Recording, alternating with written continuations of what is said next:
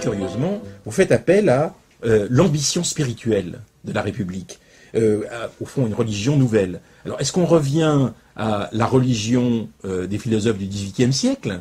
Peut-être un peu. Et est-ce que vous pourriez nous expliquer comment vous allez pouvoir réintroduire cet esprit religieux de la laïcité, bien sûr, laïque, mais cet esprit religieux dans la République?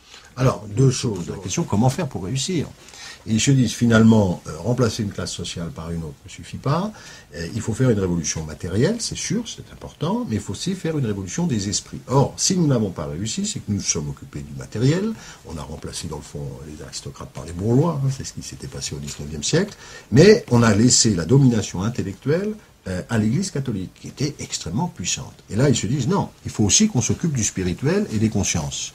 Et je dois dire qu'il y a une importance déterminante de la franc-maçonnerie dans cette affaire-là, dans la continuité de ce que vous avez appelé les religions du XVIIIe siècle.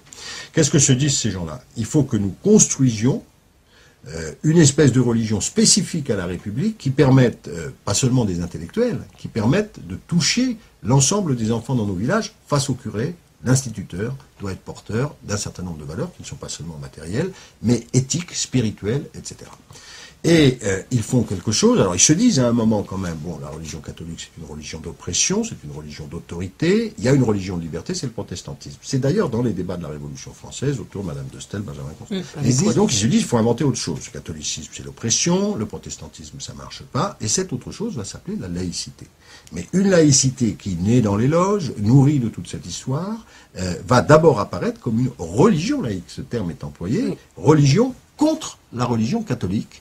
Et lorsque les républicains, fondateurs d'ailleurs de la religion laïque, vont prendre le pouvoir à travers l'école, dans le fond, ils vont, à travers les instituteurs, à travers les cours de morale laïque qui étaient publiés, à travers les programmes scolaires, eh bien, ils vont essayer de constituer non seulement une république matérielle, mais une république spirituelle. Est-ce que vous vous appelez à une sorte de messianisme républicain ?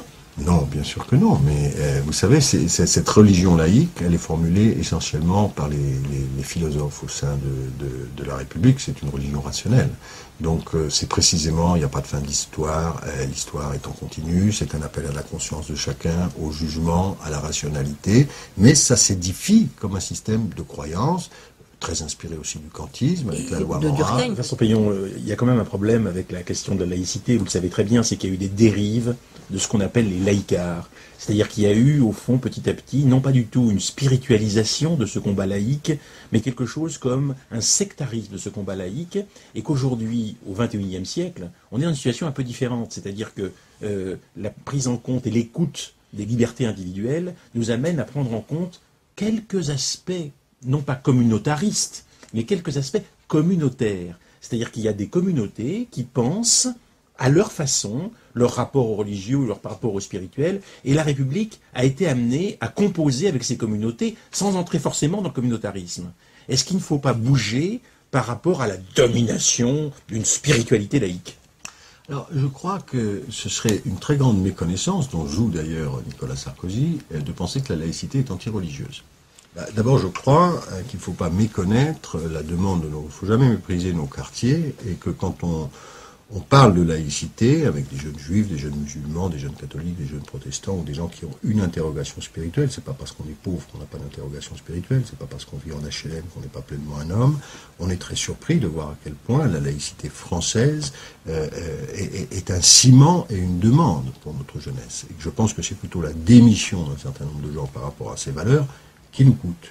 Je crois, à un moment, ce qui est pour moi, et on l'a republié au Port de l'Eau, le plus grand penseur spirituel de la République, un des plus grands penseurs laïcs, intervient dans le débat. Il s'appelle Félix Pécaud, il était le fondateur des écoles normales, c'est le premier à Fontenay à faire ses prières laïques du matin. C'est tout à fait étonnant quand on